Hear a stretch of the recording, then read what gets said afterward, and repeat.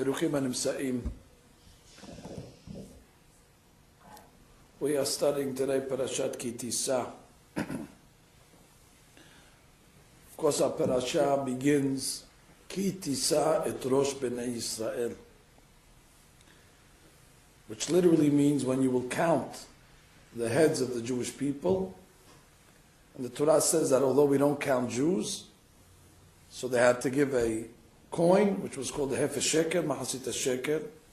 So we count coins.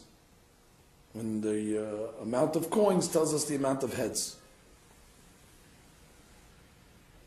The great rabbi from Baghdad, Rabbi Yosef Chaim, he has interesting interpretations on the opening verse of the parasha, on the word Ki Sisa et Rosh Bnei Yisrael.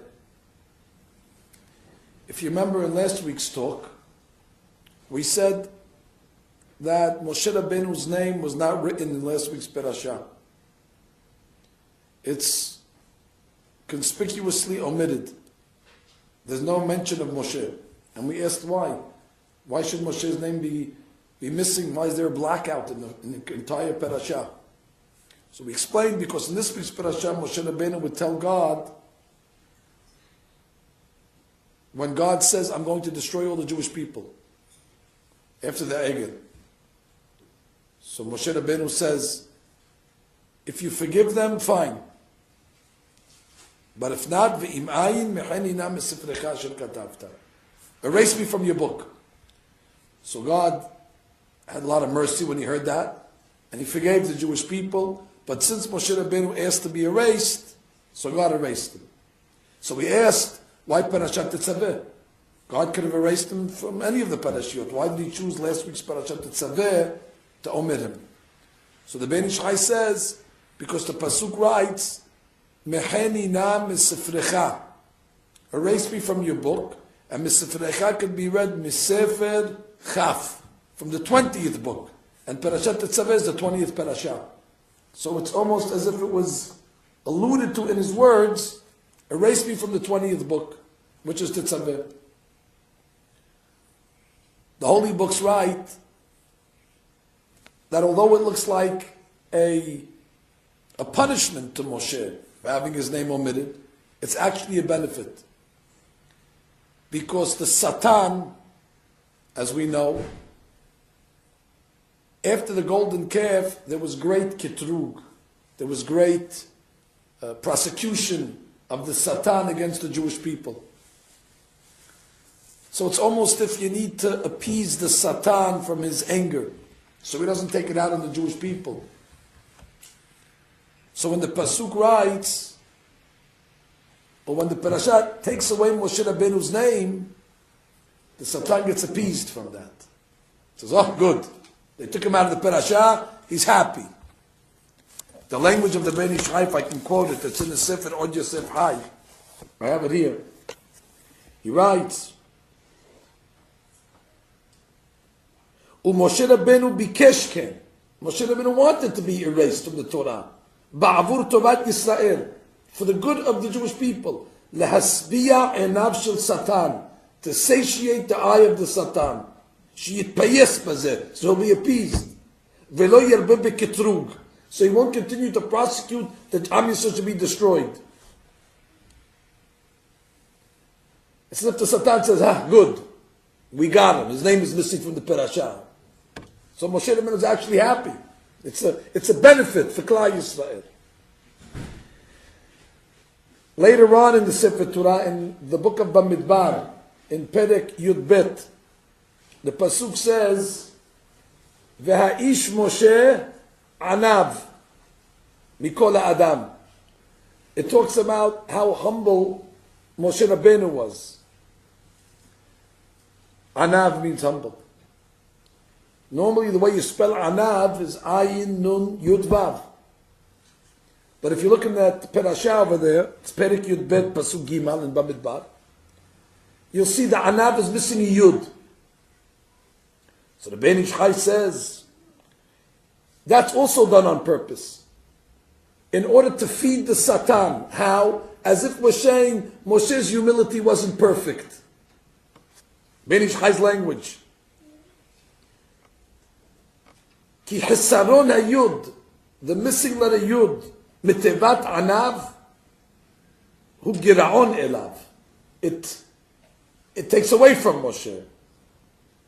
Kelomar, as if to say, eno anav shalem. He's not completely humble. Ube'emet u'shevach. It's a praise. Shegam bazeh, Moshe Rabbeinu had kavanah over here, lahasbiya einav shel Satan. When the Satan says, look, Moshe Rabbeinu is incomplete. Moshe Rabbeinu's humility is not perfect.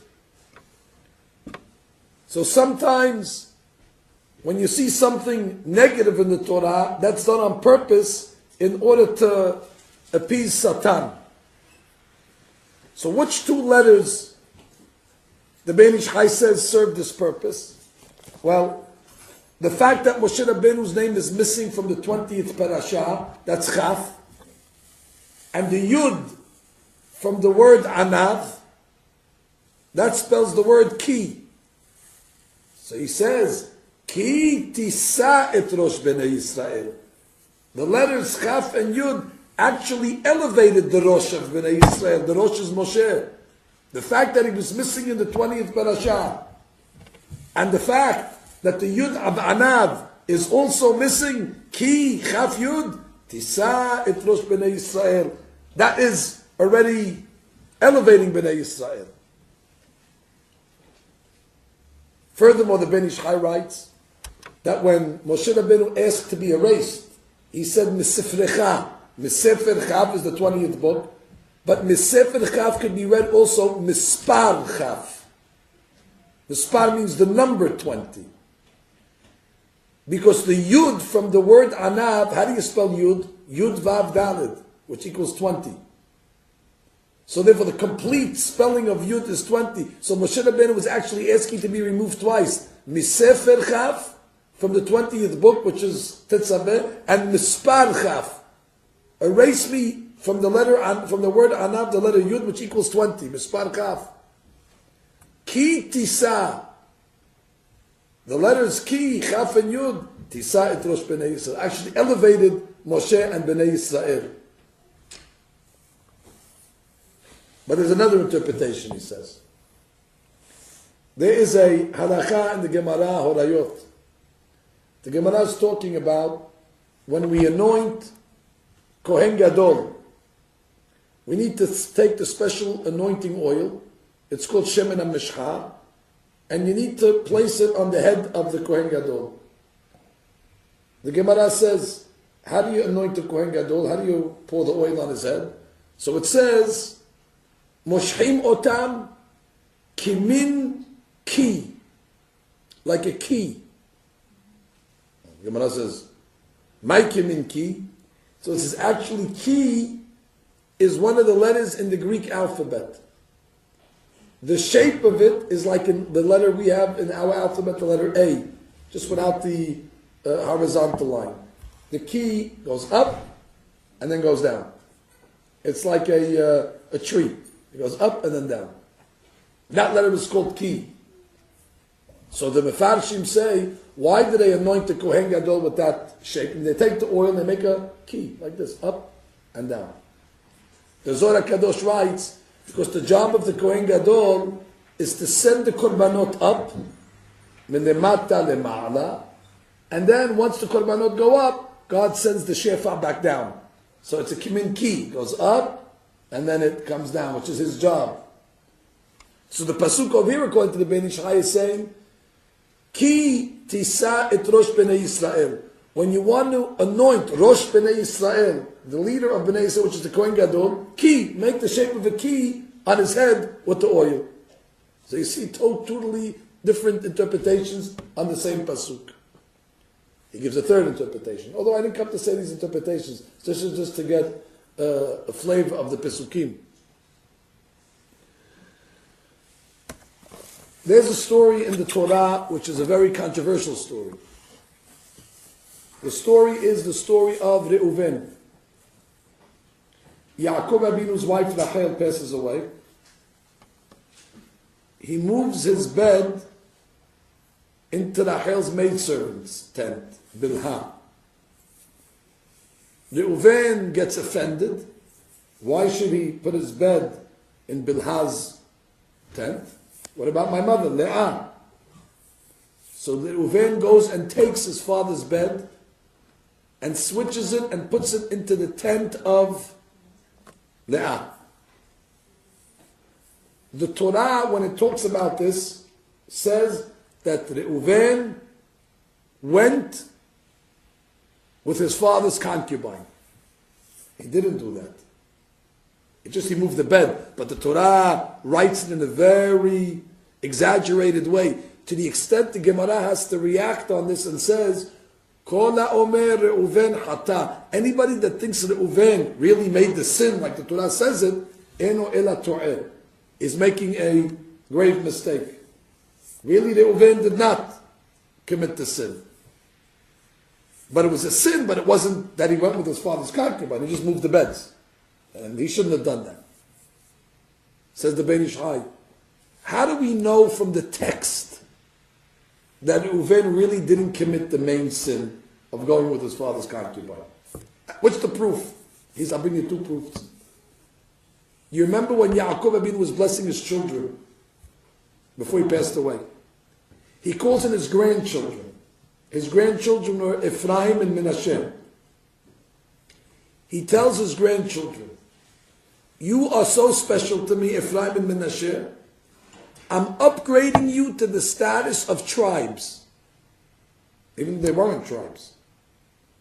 He says, Ephraim and Menashe, Kir'uben v'Shim'on yehiyuli. You're going to be like Reuven and Shim'on. So the Ben Ish Hai says, they're comparing Ephraim to Reuven.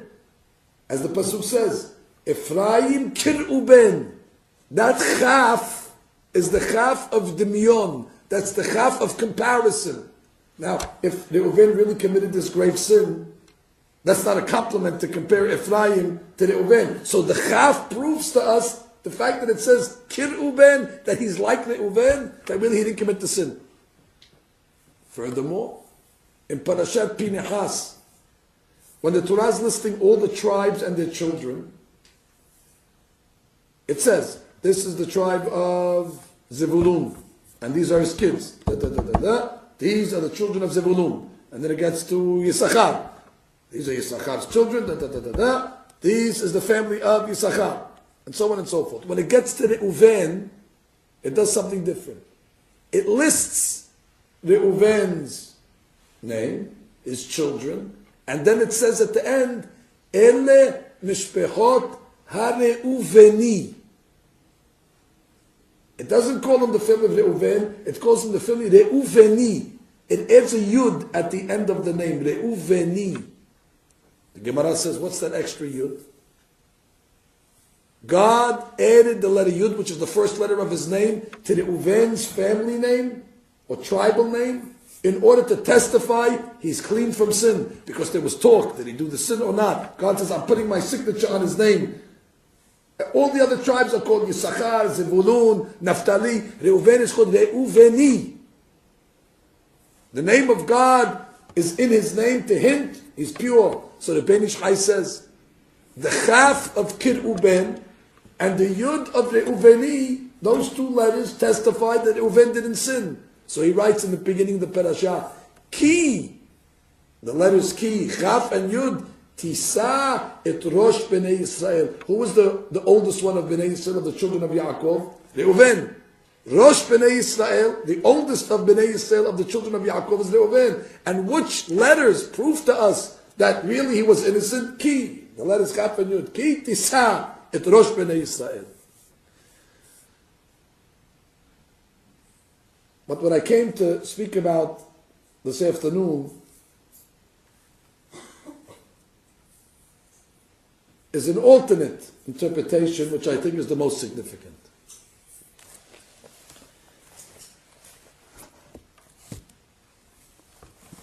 We all know that the purpose that we came into this world is to perform mitzvot. There's 613 mitzvot.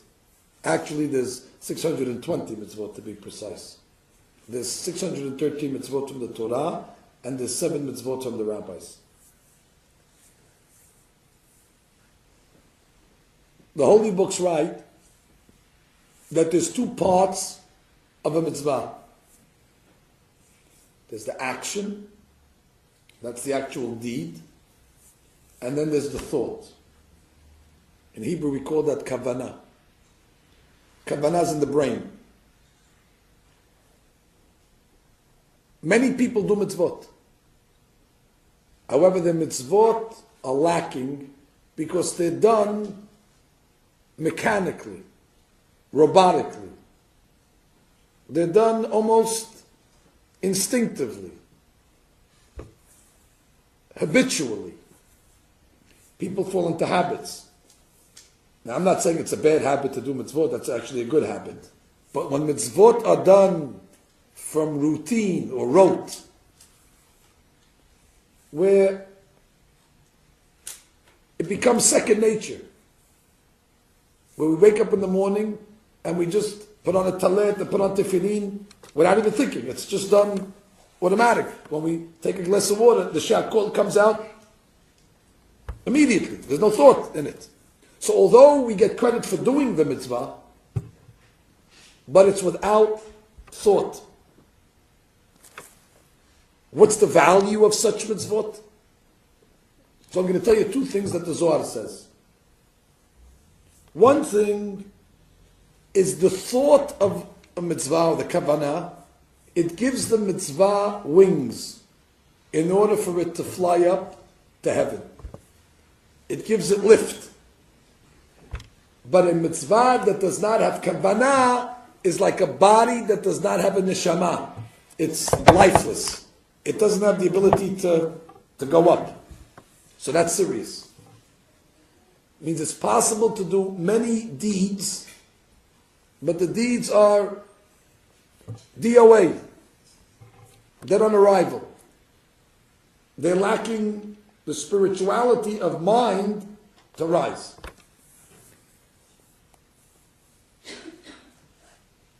Furthermore, the Zohar writes, it's not the Zohar, it's the prophet. The prophet says, and I quote,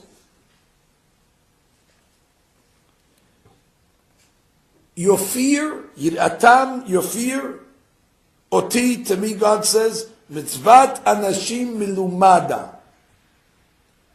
It's mitzvat anashim, you did the mitzvot, but it's milumada. Milumada means it's pedestrian, it's mechanical. Lachen, God says, because of this, hineni Yosef lafli et ha'am hazeh hafle vafele. God writes, I'm going to bring plague, God forbid, on the people, not hafle, hafle vafele, wonder of wonders.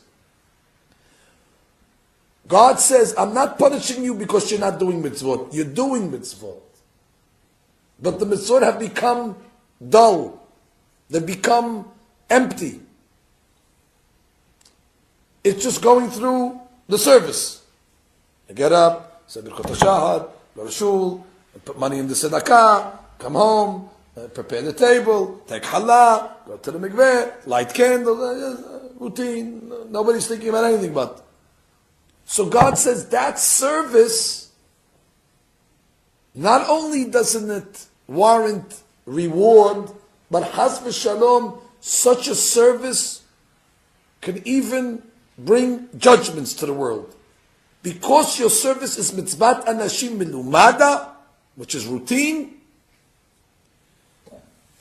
the Navi writes, Hineni Yosif, I'm going to add, lehafli et ha'am hazeh, hafle vafele.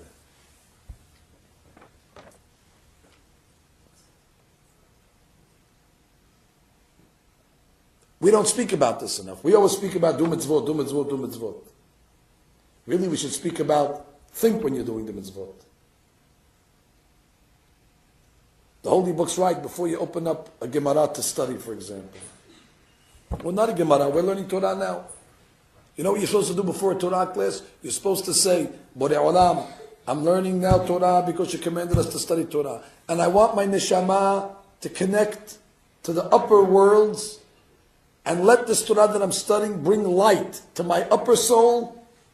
And from the upper soul, it'll trickle down into my lower soul, and it'll perfect me, and it'll refine me, and it'll make me a better person. And by that, I'll be able to connect to God's holy glory. That's a different learning. Now, when a person has that 5-second introduction before he sits down to learn, he just elevated the holy mood. Instead of just getting up in the morning, opening up a book, reading, closing the book. People don't even know what they're doing anymore. It becomes so every day. That's called hergel. Hergel means routine or accustomed. Why do they call accustomed hergel? Hergel comes from the word legs, regel. You don't think when you walk. You just walk. When I want to walk outside the door, I say, okay, let me think to pick my right foot up, and then I'm going to think to put my left foot up, and then put my foot down. I was thinking, you walk, your legs automatically just take you. So they say, when you perform mitzvot like you walk, when that becomes hergel, that's a problem. It's a problem that the mitzvot do not have wings. It's a problem that the Navi says God gets angry from such service. It shows that we don't show it as important. There was a great rabbi. He's called the Kedushat Sion. He says an amazing drasha. It's in Megillat Esther, which we're going to read soon. The pasuk says, "Vayomer HaMelech leEsther b'mishtei hayayin, ma she'elatech v'yinaten lach, u'ma bakashatech ad chatzi hamalchut v'te'as." The king Ahasuerus tells Esther, Queen Esther, when she comes in, what is your request that I will give it to you? Uma bakashatech, and what is your desire? Ad hatzi malchut. Ask me anything up until half the kingdom, v'te'as, and it'll be done. That's a great, very generous offer. Ahasuerus is saying, ask me up to half the kingdom, v'te'as, and you'll get it.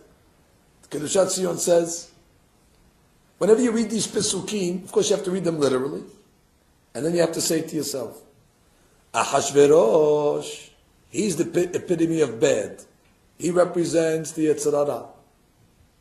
And Esther is the epitome of good, represents the Jewish soul. So whenever you're reading the stories that Ahasuerus is talking to Esther, it's the conversation between the Yetzer Hara and the Jewish people, or the Yetzer Hara and the Jewish Neshama. The rabbis do this all the time. Anytime they see a Rasha, he becomes the Yetzer Hara. Paro is the Satan. Amalek, Satan. This is a common derash. So he says like this. If you take the word malchut, which is in this pasuk, malchut equals Mem Lamed Chaf is 76, and Vav is 70 and 6, 96. Mem Lamed Chaf is 90, Vav is 6, and Taf is 400. Malchut equals 496. Okay, that number doesn't mean anything to you. But the rabbi says, we have 248 mitzvot in the Torah. 248 positive mitzvot. But the mitzvah has two parts. The mitzvah has the action, and the mitzvah has the thought. So technically, the 248 is times 2. You need to do the action, and you need to also add the kavanah. 248 times 2 is 496. That's the perfect mitzvah. The mitzvah that has both elements. Vayomer HaMelech leEsther b'mishtei hayayin. Ahasuerus tells Esther, ask me for anything. Uma bakashatech, whatever your will is, ad hatzi hamalchut. But I'm only giving you half of malchut. Half of malchut is half of 496 or 248. The Satan says, I don't have a problem for you doing mitzvot, but don't have kavanah. I'm only willing to concede half of malchut. Half of the numerical value of malchut. And what is that half? The te'as, the action. The te'as, the deed. The Satan says, I can tolerate Jewish people doing mitzvot, but I will not give them the other half. And that other half is the kavanah. Ad hatziya malchut. Up until half of the kingdom. Half of 496. That's plausible. Because he knows. The Gemara writes 3 words. Rachamana liba ba'eh. God wants the heart. God wants the kavanah. So that's what the Satan fights for. There's a Mishnah in Pirkei Avot. Everybody knows this Mishnah. The Mishnah says, Hafoch ba v'hafoch ba, lekol laba. What does that mean? Take the Torah, turn it, and turn it. Hafoch ba v'hafoch ba. And you'll see the kol laba, that everything is in the Torah. Simply it means, turn its pages. And you'll find out that every question you have in life is in one of the pages of the Torah. But the great rabbi called Noda Yehuda, Rabbi Haskel Landau, he has a novel interpretation of this pasuk. He says, to every mitzvah there's 2 parts. There's the action, that's half of it, and the other half is the kavanah, is the machshava. Now it's whole. So he says, whenever you look at a mitzvah, you must turn it to both sides. Hafoch ba v'hafoch ba. You must see that both sides are present. When you turn the mitzvah both ways, hafoch ba v'hafoch ba, the kol laba, and you see that all parts are there, then you know you did a mitzvah. But if you turn the mitzvah and you see half of it is missing, if you see it's missing kavanah, then it's not a kol laba. It's not a complete mitzvah.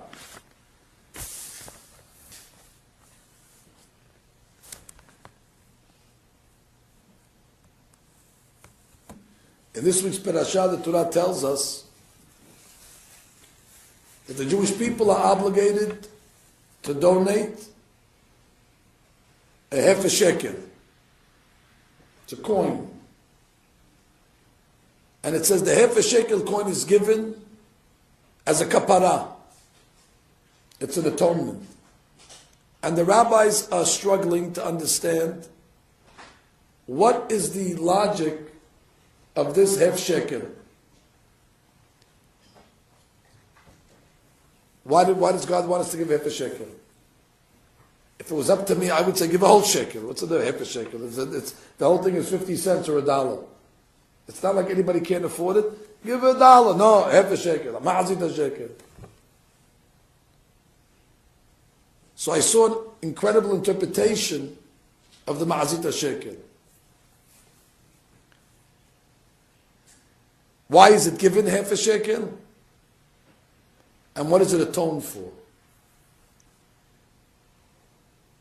The rabbis say if you take the word shekel, it's an easy word, shin kuf lamed. But if you open it up, shin is shin yud nun. That's the milui. That equals 360. Kof is kof vav peh. Kof. That's 186. And Lamed is Lamed Mem Dalet. That's 76. So you take 360, and you take 186, and you take 76, altogether that equals 620. That's very important. Because 620 is the exact amount of mitzvot that we have in the Torah. 613 mitzvot from the Torah and 7 from the rabbis. Shekel equals, in its complete form, 620. That's why when somebody reaches the highest level of Torah, we say he reaches Keter Torah.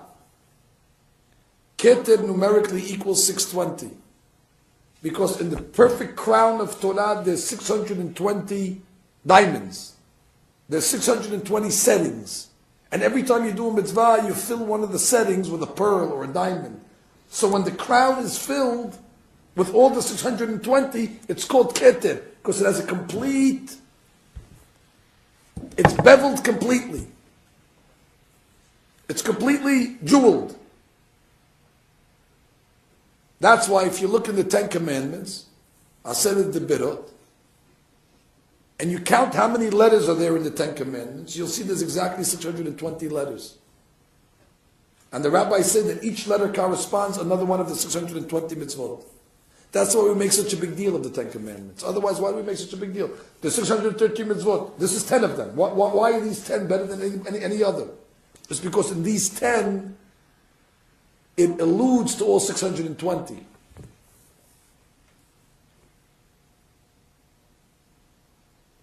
And therefore, we're obligated to do all the 620 mitzvot. Completely. But the rabbis say what happens? We're only doing half. What do you mean we're only doing half? We do the 620 mitzvot, but only in action. We're missing half the mitzvah. If you turn the mitzvah to the other side, you see it's flat. It doesn't have half a side. Because the machshava is missing. And therefore the Torah says, you need to give half a shekel. Because half a shekel already you have. Half a shekel is 310. That's half the mitzvot. Half the mitzvot you have, which meaning deeds, everybody's doing the mitzvot. But the problem is God says you need to bring the other half to atone for the half that's missing. The mahasita shekel represents the part of the mitzvah that people are delinquent in. That's why if you look at the beginning of this week's Parashah, how does the Torah introduce this mitzvah? Ki Sisa et Rosh bnei Yisrael. This is an atonement for the Rosh, because where is Machshava? Machshava is in the head. God says you need an atonement for the Rosh, for the brain, not for the hands, not for the legs. Those are working fine. But Ki Sisa et Rosh bnei Yisrael, when it comes the time that you're interested in atoning for the head of bnei Yisrael, for the lack of thought in the mitzvah, then take half a shekel, because the half a shekel represents that you only fulfilled half of the mitzvah. There's a half that's still outstanding. There's a half that's missing. And that's why this half a shekel coin is called teruma. Teruma literally means a donation. But in Hebrew, you know what the word tarum means? Tarum means to lift. And once you atone for the half a shekel that's missing, for the kavanah, now teruma la Hashem, now your mitzvot have lift, now they rise up to God. And if you look in the Parashah, the Pasuk writes, Venatenu, they will give the ma'asita shekel, each person, kofer nafsho. What does that mean? Kofer means atonement for his nefesh.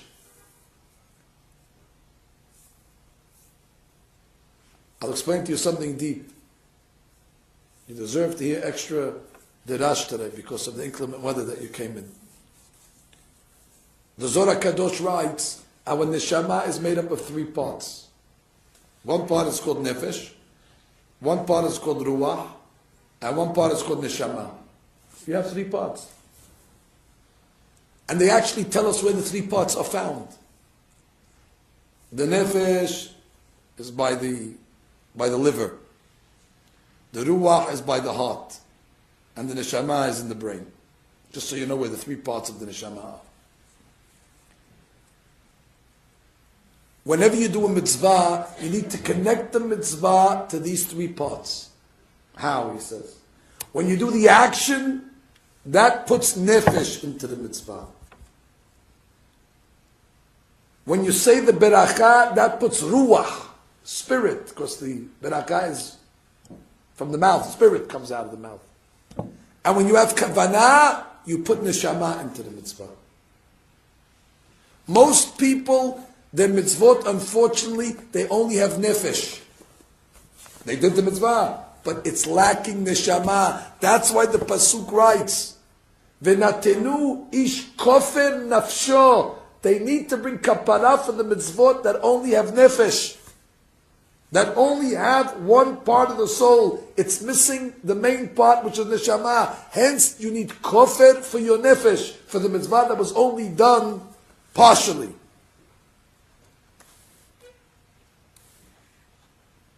If that's true, our rabbis tell us a big hadush.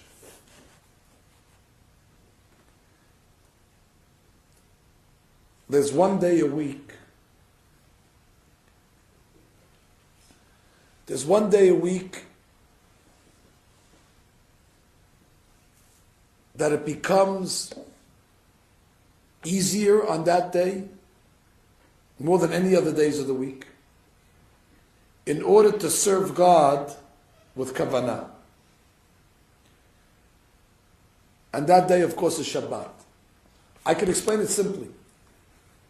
Because we're not busy on Shabbat. We're not running on Shabbat. I don't have to go to the Kabbalah to explain this. On Shabbat, we have time to think. In the morning, you tell the men, hey, gentlemen, have kavanah when you pray the Amidah. Rabbi, I have to catch a train. I'm thinking about an appointment that I have. My mind is racing a million and one things. You tell me to have kavanah. I'm lucky I'm going through the motions. I came to synagogue. Be happy I came to synagogue. You can't ask me to have kavanah when I'm thinking about my whole day schedule, and I have to catch a flight, and the taxi is picking me up, and there's delays, and tell them to have kavanah. Not so simple. So during the week, a lot of our service is just going through the motions. Come Shabbat, nobody has to go anywhere. Nobody's in any rush. Now you're able to be free from any gadgets and technology that bogs us down. Of course, there's no phones that preoccupies us. Now a person can sit down, he can make berachot slowly, he can pray with kavanah, he can learn with kavanah. There's nobody pulling him, there's nobody grabbing him, he doesn't have to be somewhere. So Shabbat is the actual day where it's the easiest to serve God with mahshavah. And when we serve God on Shabbat with mahshavah, it carries to the rest of the week. I once explained, maybe that's why on Shabbat something happens to us. We get something extra on Shabbat. The Zohar Kadosh says everybody gets an extra Neshama on Shabbat. Because where is the Neshama found? The Neshama is in the brain. And since Shabbat is the day where it's easiest to have kavanah, so God upgrades and gives us a double Neshama, in order maybe to make up for all the lack of kavanah we had during the week.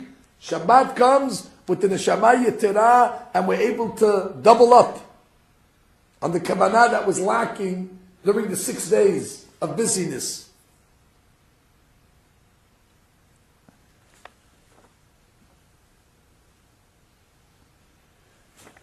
I once heard an explanation.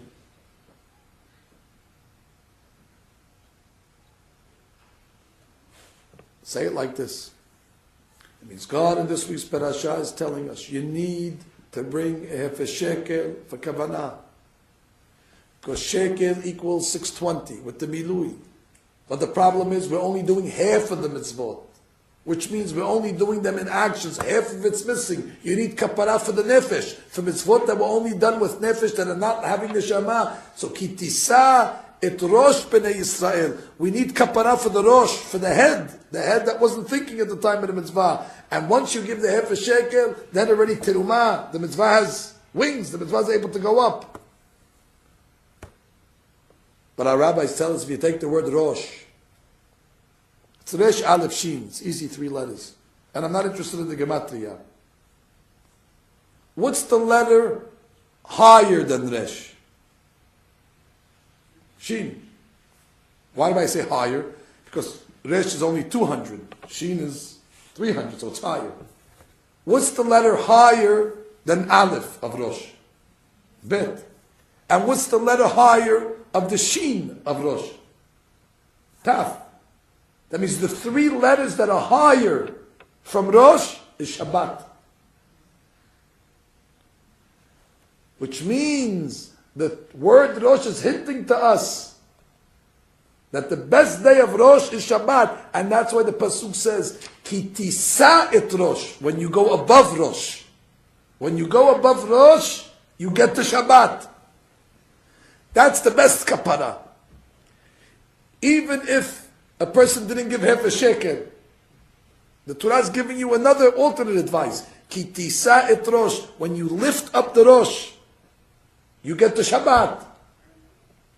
And the pasuk writes, Ki Tisa et Rosh Bnei Yisrael. The Jewish people are called Bnei Yisrael. If you take the word Yisrael, well, it's Yud, Sin, Resh, Aleph, Lamed. It's only 5 letters. You know what Yisrael stands for? Li Rosh.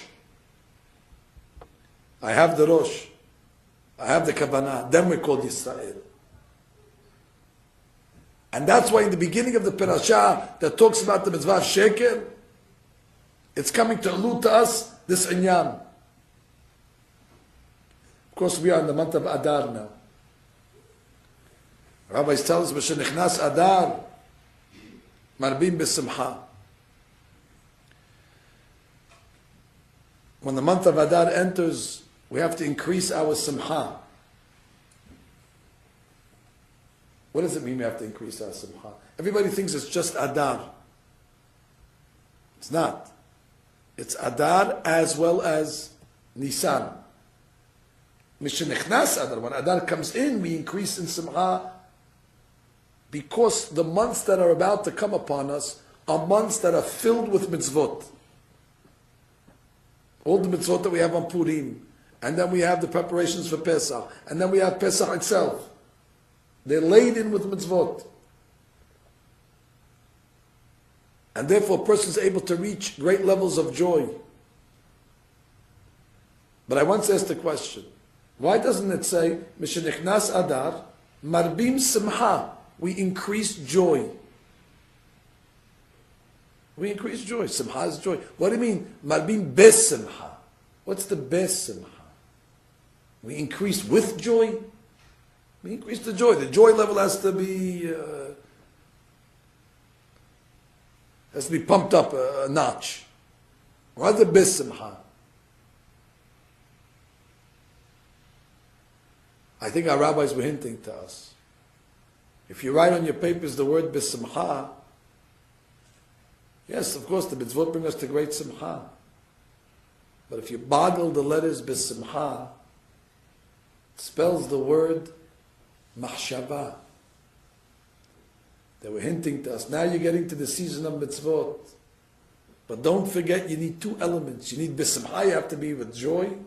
But Bes Simcha, you have to have Mahshava, you have to have thought. And that's exactly what Ahasuerus was not willing to concede. Ahasuerus was saying, Ad Hatziya Malchut, I'll give you half of Malchut. I'm not giving you 248 times 2. I'm not giving you the whole Malchut, 496, the 2 parts of the mitzvah. Hatziya Malchut, v'te'as, the action. So, Mishenichnas Adar, our tikkun is when the month of Adar enters, Marbim b'simcha, we must increase our mahshava, we must increase our kavanah. And where does that begin? It begins on Shabbat. It begins on Shabbat when we're endowed with Neshama Yetera. I have a chidush, it just came to my mind now.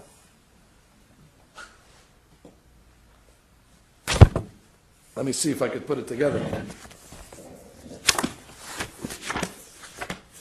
When God was telling Moshe about the half a shekel coin, what does he tell him? He tells him, Ze yitenu. He says, give this. It sounds like he showed him something. Whenever you say Ze, means if I say Ze, I'm showing you something. So that she writes, Hir'au lo, he showed Moshe, Kimin matbeyach shel esh. He showed him like a fiery coin, a coin that looked like fire.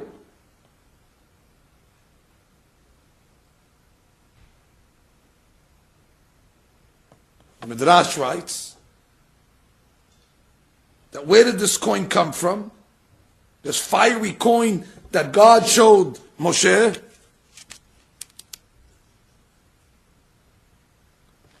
So the Gemara or the Midrash writes that he took it from under the Kisei HaKavod. He took the coin from beneath the Kisei HaKavod. And I'm asking you a question.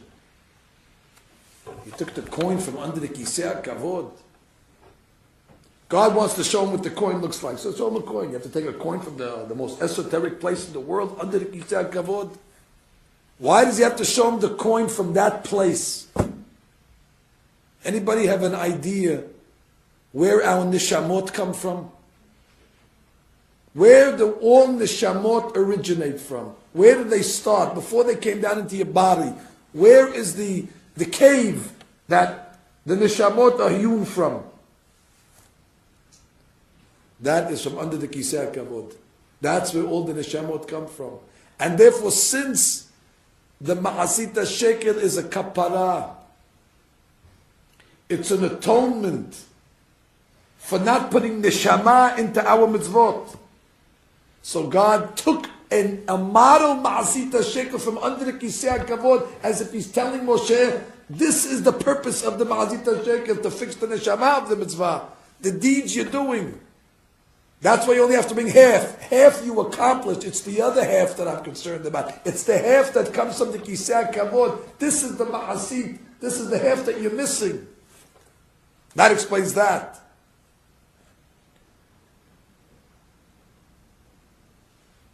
And that's why David HaMelech said in his Tehillim, Evdu et Hashem b'simcha. Serve God b'simcha. B'simcha is the same letters as machshava. David HaMelech knew the secret.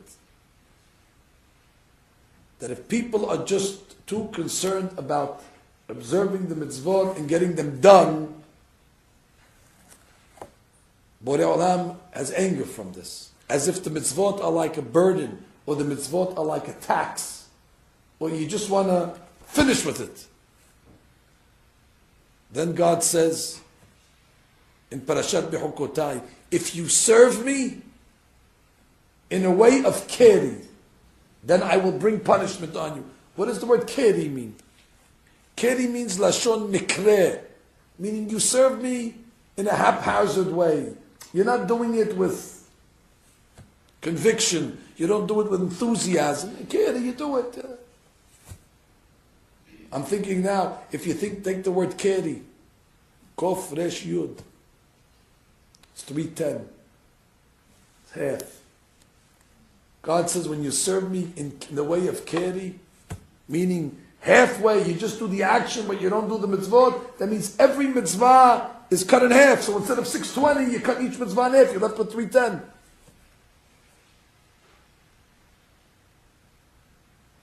And this might answer another question. You wouldn't know this because you don't study Talmud. Most of you ladies are not Talmudists. Just as most of you don't wear tefillin.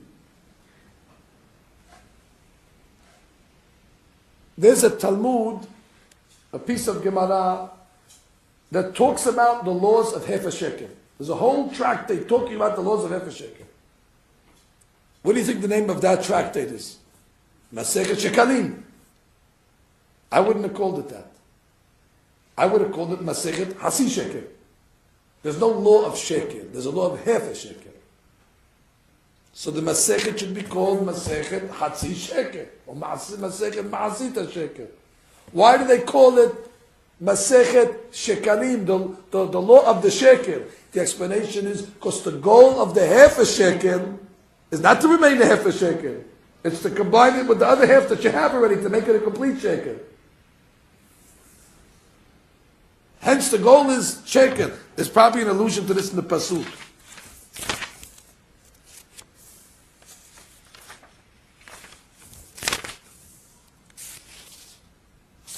When the Pasuk writes, "Kitisat rosh bnei Yisrael lefkudehem v'natru ish kofen nafsho la'Hashem lefkudah v'lo yeh behem negef lefkudotam ze yitenu kol ha'over lepikudim." This is what they have to give. Mahasita shekel b'shekel hakodesh.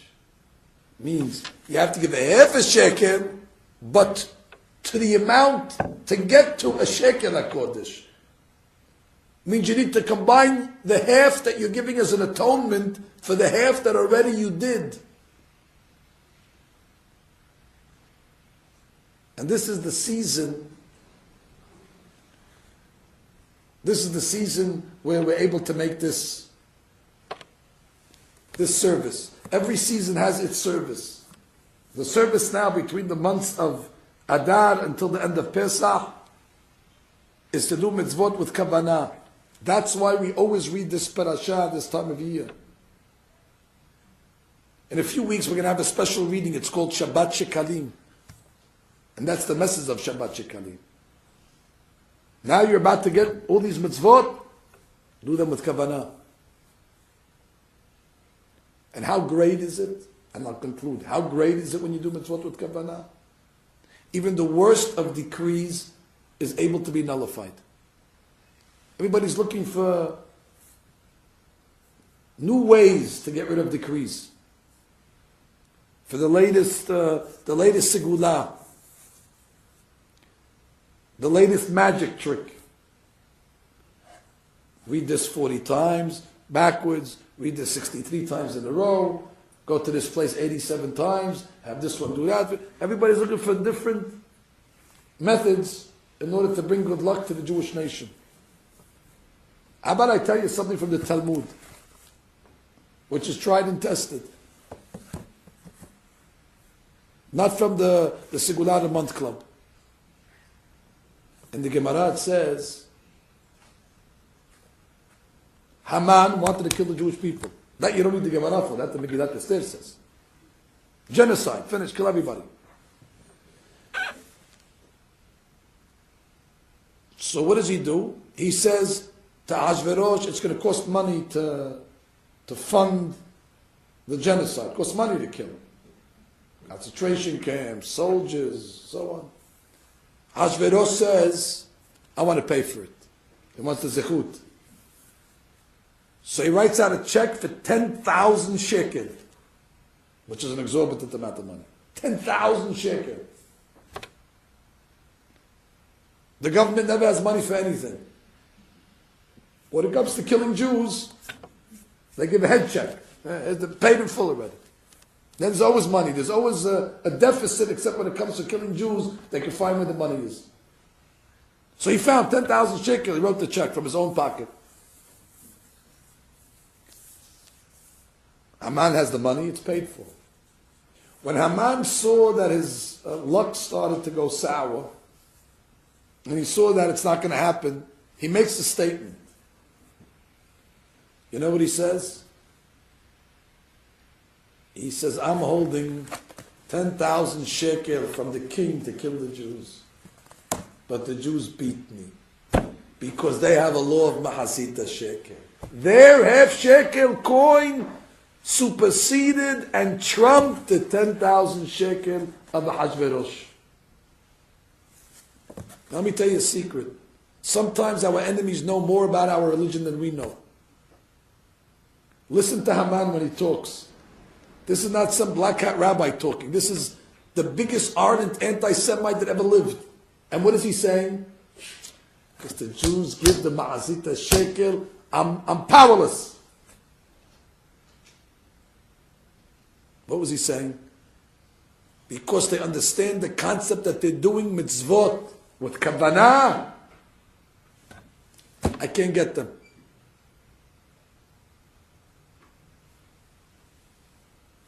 Haman understood that when the Jews start bringing half a shekel, not physically bringing half a shekel, but when they get the message of what the half shekel stands for, then even if the government is paying tens of thousands of shekalim to kill Jews, when Jewish people are doing mitzvot with kavanah,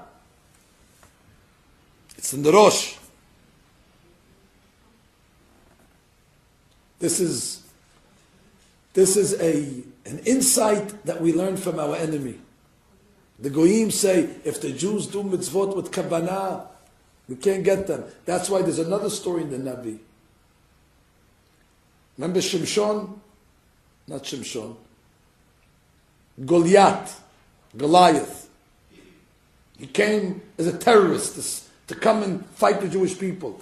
If it wasn't for King David that was able to knock him with his slingshot, he would have killed everybody. He was a giant. So it says, you know what he used to do?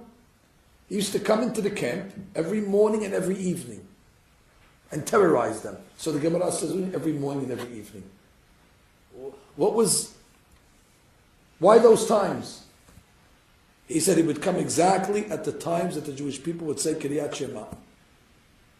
B'shochbecha kumecha. He went to the bookstore, the religious store, he got a Jewish calendar, he looked at the Zman Kiryat Shema. Oh, Zman this morning is 7:43. The Jewish people are about to say Shema. Who comes? Goliath. Terrorizing them. Then you don't see him for the rest of the day. Comes the night to say Shema, Goliath's there. What happened? Let them say Shema, but they won't have kavanah. If they don't have kavanah when they're saying the Shema, not worth too much. Then already I can penetrate. So it seems Goliath and Haman were reading the same Chumash. They had the same book. They got the same Divrei Torah in the mail. They both knew that Machshava is the key for Am Yisrael. Maybe that's why on the day that we get judged for the whole year, for all the decrees, what is that day called? Rosh Hashana. Because the judgment is based on the Rosh. Not necessarily on the deeds, but in the head. So we're reminded, Rosh Hashana.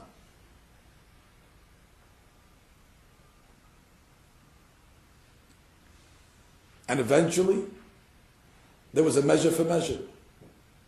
When the Jewish people returned to doing the mitzvot with kavanah, that means they added the head back to the mitzvot.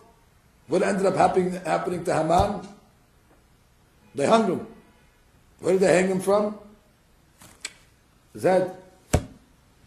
Midah keneged midah. And he was right. He says, they have shekel, got rid of these 10,000 shekalim. He knew that once the Jewish people made teshuvah and returned to doing mitzvot with enthusiasm, it doesn't have a chance. V'shenichnas Adar marbim b'simcha, marbim machshava. And that's why it says, Ki Tisa et Rosh b'nei Yisrael. The atonement in this week's parasha is for the head. And the best day to do that is, Ki Tisa et Rosh, the letters that are above Rosh on Shabbat. That's when we get Neshama Yetera. That's when we get an extra soul that's in the brain, that's able to bring us to more kavanah. And the kavanah Shabbat, it carries over for the rest of the week. Yiratzon, that HaKadosh Baruch Hu should give us a kapara until this point, for all, not the sins that we did, for all the mitzvot that we did. That's what we're getting kapara for in this week's parasha. For the mitzvot that we did, but we did it unwittingly, unknowingly. Al-Chet she'atanu lefanecha b'bli da'at, without any brains. And then, when we start to accept upon ourselves the Hatziya Malchut, the half of the Malchut that Achashverosh didn't want to give us. The Kavanah, then Borei Olam will say to us, just like he said in the times of Haman and Achashverosh, V'nehafochu, it'll turn on them. Asher yishletu hemma b'sonehem.